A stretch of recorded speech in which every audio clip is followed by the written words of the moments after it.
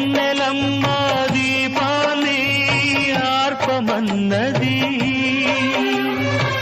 మల్లెలమ్మ పరదాలు మూయమన్నది, ధూపమేమో మత్తుగా తిరుగుతున్నది,